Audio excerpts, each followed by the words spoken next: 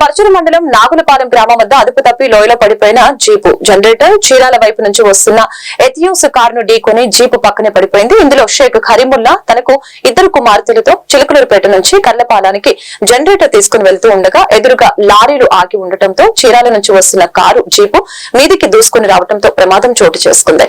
కారులో ఉన్న వారికి ఎటువంటి గాయాలు కాలేదు. జీప్ జనరేటర్ బోల్తా పడటంతో కరీముల్లా స్వల్ప గాయాల పాలయ్యాడు. సాజిదా వయసు 8 ఏళ్లు, మోకారికి పెద్ద గాయమైంది. నోషిన్ వయసు 4 సంవత్సరాలు, తలకు తీవ్ర గాయం తగిలింది. క్షతగాత్రుల్ని పరచూరులోని ఏరియా హాస్పిటల్ కి చికిత్స నిమిత్తం పంపించారు.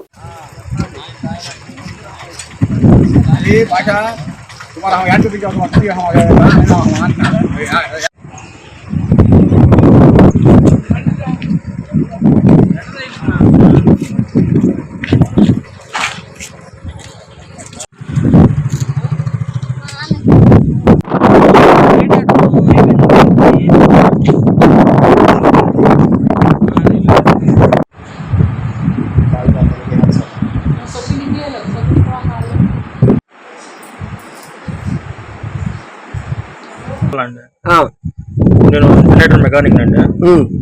నేను జనరేటర్ తెలుసుకొని ఇప్పుడు కర్లపాలెం వెళ్తున్నా అండి. చిలువూరుపేట ఈ ఉప్పూరు స్కూల్ కాడ లారీని తప్పించిపోయి నా బండి కూర్చాడు కారు. బండి బోల్డా పడింది. బండిలో నేను మా పిల్లలు ఇద్దరు ఉన్నాం. పిల్లలకి ఏం జరిగిందయ్యా?